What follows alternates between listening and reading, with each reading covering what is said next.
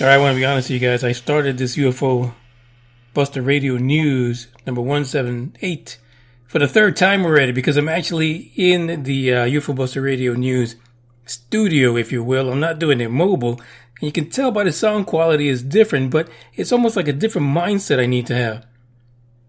If you haven't done so already, if you haven't even thought about it, go ahead and give a click in the description and look for that free novel that I talked about last week.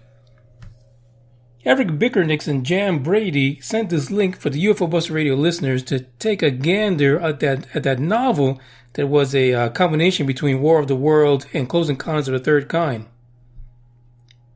If anything, you gotta at least give them a review. Come on. They're giving their work out for free just for you guys to check it out. So check it out, download it. You can download it from like Amazon and all those mobile apps type deals where you can read books and things. Check it out. Review it. I'm sure it's a fantastic read. I'm actually going to download it this week so that I can give it a read and see what it's really all about. But check it out. It's good. Today's UFO report is actually coming out of good old Texas.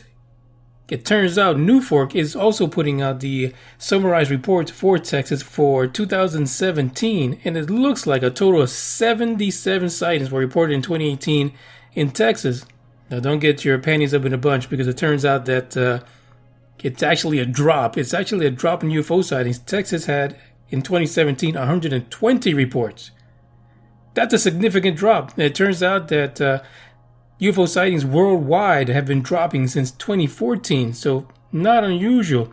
What's good about this article, which is linked in the description, it actually tells you that the idea, the overall thought behind why these things are decreasing is that people are kind of more into the government disclosures and technology and using them basically as a reason for what they're seeing. Is it really a possibility that's what's going on? Are we like desensitized? Is this what disinformation looks like basically?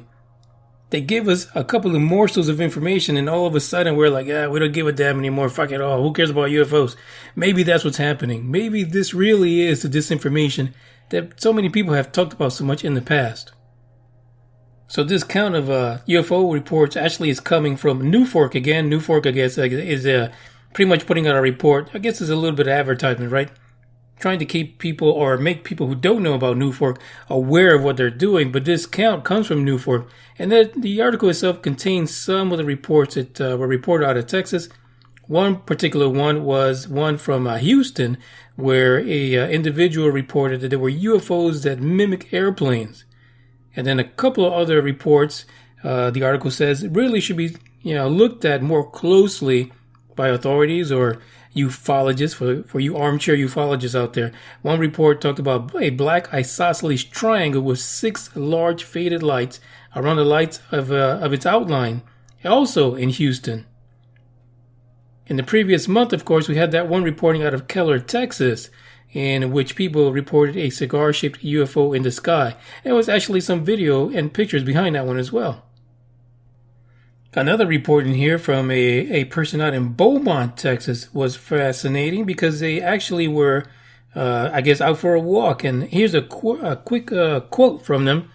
I was standing outside with my sister, walking my dog when I noticed the strangest star in the sky.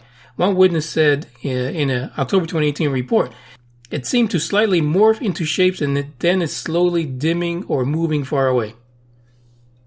Strange object? Okay, I don't know. Maybe he was smoking. I have no idea. He was probably drunk. I mean, who walks their dog that late at night? But it seems, too, that people might just be kind of like done with it, right? I mean, we've had the To the Stars Academy thing. We had the A-Tip thing. Are people just giving up? I even find myself, even on this podcast, a lot of times moving away from the whole ufology thing and heading towards space with Elon Musk and Despicable the Space Gigolo. It almost seems like that's your best bet now, is you have to forget about all these legacy incidents, forget about all these reports, forget about MUFON, forget about Newfork. And you kind of have to just look into space and see what the science is going to bring you. Is science going to provide us some real concrete evidence that we can use with all these so-called missions to go to these moons that apparently have liquid water, seas and lakes and oceans on them? But can we even count on them to actually look for the life signs, or are they going to bring us back a bunch of useless pictures that we really have no clue what's in them? Whatever the case may be, it turns out that reportings are on the decline and space is on the rise, so we're going to have to keep an eye to the sky no matter what. This has been UFO Buster Radio. It's a short episode because we really, it was kind of like a makeup episode. You know, like kind of when you screw up and forget to turn in your homework, you have makeup work to do. Don't forget to follow me on Facebook, Instagram, Twitter, and check out this novel. This is Manny Moore. I'm checking out. I'll check you out next week. Hopefully I can get back to doing these recordings in the little studio here so we can have some better quality. But until then, ciao.